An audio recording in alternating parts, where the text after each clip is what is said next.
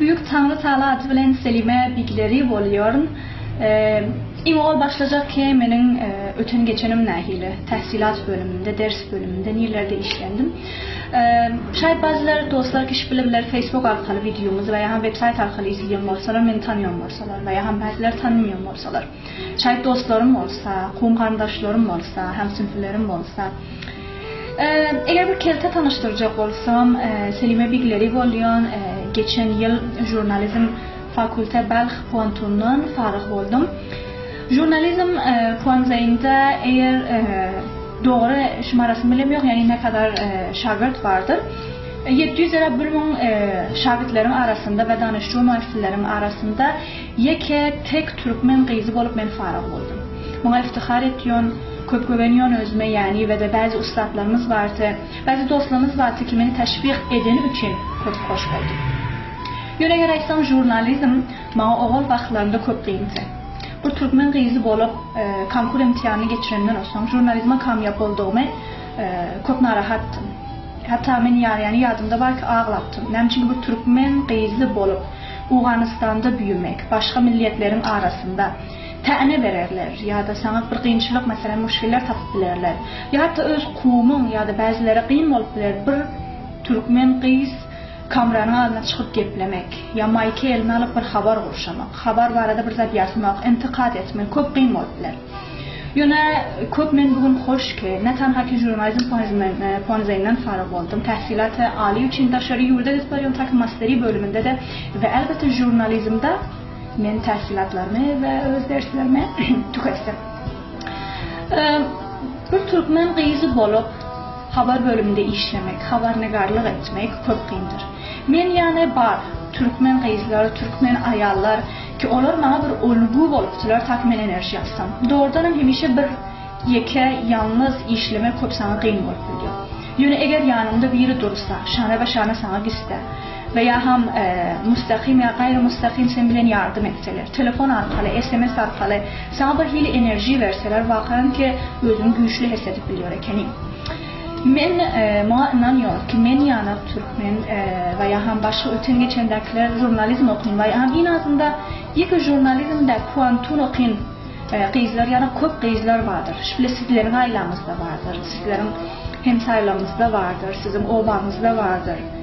Ve benim bir dileğim var ki bugün gelse bizler Türkmenler ösüp bilsek ve Türkmenlerin sesi çıkıp bilse başka milliyetler yani bizler hem özlemizi yani başkaları görkezip bilsek ki vakan bizlerde de nəhili güçlerimiz var, nəhili tabanaylarımız var.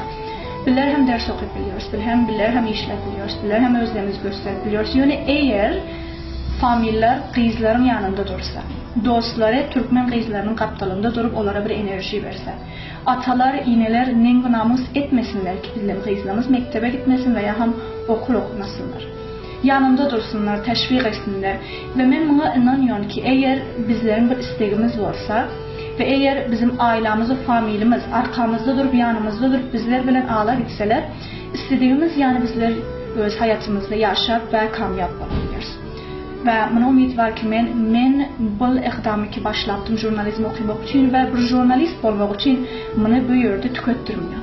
Jurnalizmden farıq oldum lisans bölümünde.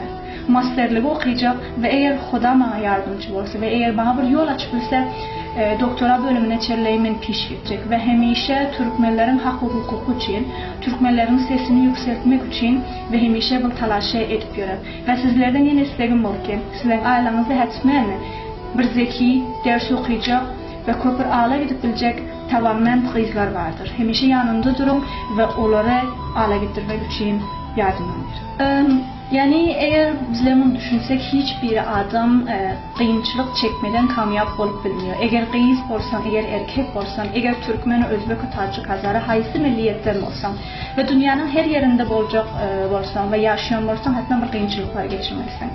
Elbette bir Türkmen qızı olup ders okumak ve işlemek için bana çok qiyinçilikler vardı. Oğulancıyla başlayan plan 9-10 yıl oğul men rəsanəyi işlerim başlayacak oldum ve rəsanədə işleyecek oldum. Allah'ına şükür ediyorum ki ailem ve familim hemişe benim yanımda duruyordular. Yani oğullar benim bir korkuncum var ki eğer ailem yanımda durmasa ben ne edip bu qiyinchilikların üstünden geçip bile. Ailem yanımda var ve ailem hemişe arkamda duruyordular. Türkmen boluşum qiyinchilığım belki gidip bir yere işliyordum, bir rasana, bir defter ve bana bir hakaret göz bilen qarıyordular. Yani o bir Türkmen qeyze ders okuyabilecek ekeni, rasanada işleyebilecek ekeni, büyük bir bölümünde mesul olacak ekeni, haber okuyabilecek ekeni, kameranın ala çıkacak ekeni, bir Türkmen qeyze sesini belirtip bilecek ekeni. Nem çünkü en qiyinchilik bana buldu. Her kança aytıyordum. Yani onlar benim üstüme bırakam gülüyordular. Yani şayet bir yıl, 2 yıl ya 3 yıl içinde sen devam etsen, şayet devam edip bilmersen, nem çünkü çok qiyinchiliklar sana gelir. Şayet bizler seni koymasak yani. Yöne bana bunların gepleri bir güç veriyordu ve ne hile eğer diysem yani qaharım getiriyordular tamam doğrudanım ama bana bir hile güç veriyordular ta ki bunlara sabit etsem ki hiç hile bir gep, hiç hile bir kudret ve hiç hile bir zat benim isteğimin haline gelip bilmiyor. Eğer ben istesem dersimi tüketip bilirim, eğer ben istesem başqaları istədilər və əgər mən istəsəm başqaları həm mənim istədiyimi ehtiram qoymalı oluyorlar.